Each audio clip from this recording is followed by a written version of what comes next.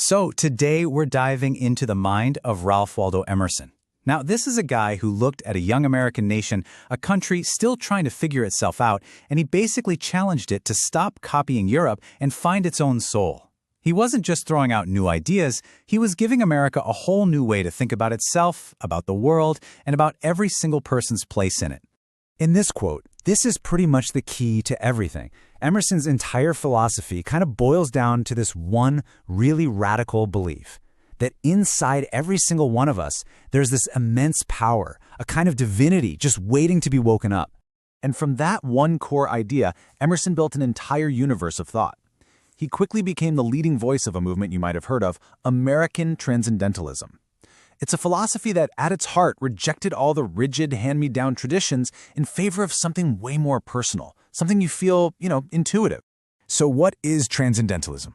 Well, it basically redefines reality itself. The world isn't just some separate thing out there. It actually flows outward from a deep, unseen center inside you. This idea puts your own personal intuition and direct experience on a pedestal, way above any old book or institution. It makes your perception the actual starting point for truth. Okay, so Emerson breaks down this whole cosmic setup into two main parts, just to keep it simple.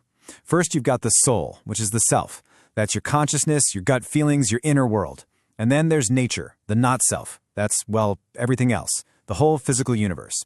But here's the kicker. For him, they aren't really separate. Nature is a direct reflection, like a mirror, of the soul. Right, so if nature is just a big mirror for the soul, what's it trying to show us? For Emerson, the world wasn't just a pile of rocks and trees. No way.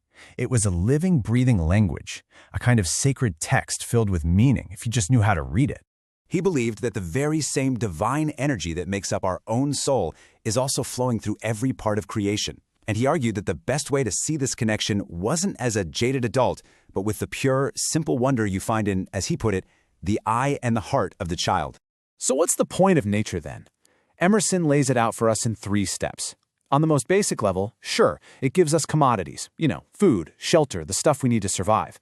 But then, on the next level, its beauty lifts us up, inspiring us to be better people and to think bigger thoughts. And then, at the very highest level, it works as a language, a whole system of symbols. And this is what he means by nature as a language. A giant, soaring mountain becomes a symbol for your own highest ambitions. A flowing river starts to look a lot like the flow of life itself. In his view, the entire physical world is one grand metaphor for our inner spiritual world. So now that he's set up nature as this giant mirror, Emerson turns that mirror right back on us. If the divine spark is out there in nature, and it's also inside of us, then our single most important duty is to listen to that inner voice. And that leads us directly to his most famous idea of all, self-reliance. Think about it.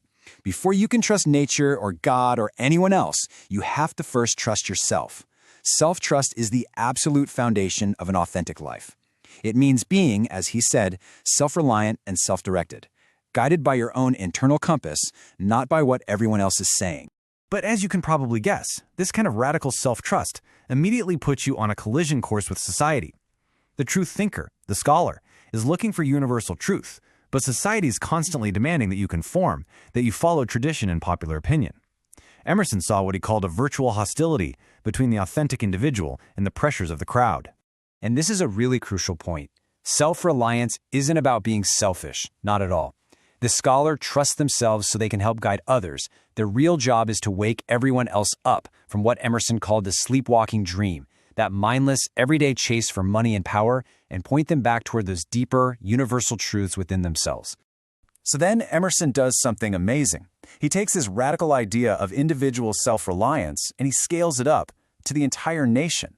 He saw an America that had won its political freedom but was still, culturally chained to Europe, and he demanded nothing less than a complete intellectual revolution. This line right here, it's basically a declaration of cultural independence. He's saying, look, it's time to stop borrowing stories and ideas. It's time for us to create our own. America needed to find its own voice, one that was rooted in its own land and its own experience. His vision for America was truly radical. It wasn't about building another nation based on old world hierarchies or beliefs that you just inherit. No, it was about creating a society made up of free-thinking, self-reliant individuals, where each and every person felt connected to and inspired by the divine soul. So how does a whole nation do this? How does it find its soul? For Emerson, the answer was the poet. And he didn't just mean someone who writes rhymes. To him, the poet is the ultimate visionary, the one person who can actually read that symbolic language of the world and then translate the soul of the entire nation into its art, its culture, its very identity. And that brings us to the end, where Emerson really stops being just a philosopher describing how things are and becomes more like a prophet declaring what could be. He left America, and all of us, with this profound and timeless challenge. I mean, what a beautiful and urgent idea. He looked at America and saw this unwritten poem. All this raw, beautiful, powerful potential that was just waiting for its poets, its artists, its thinkers, its leaders, to come along and finally give it form and a voice. And that's the final command. The job for every great American thinker, for every creator, is to take these huge, abstract ideals like freedom and divinity and self-reliance and make them real, make them tangible, something you can see and feel and live in the world. And if we can actually pull that off, this is what we get. A truly new kind of nation. A place where people aren't just followers, but are the creators of their own destiny, grounded in their own work, speaking their own truths, and all connected by this shared sense that there's something divine inside each of us. Which leaves us with a question that is honestly maybe even more relevant today than it was back in Emerson's time. In an age of social media, of constant feedback, of endless external pressures, what does it actually take to listen to that invisible, unsounded center inside yourself? What does it truly mean to be self-reliant right here,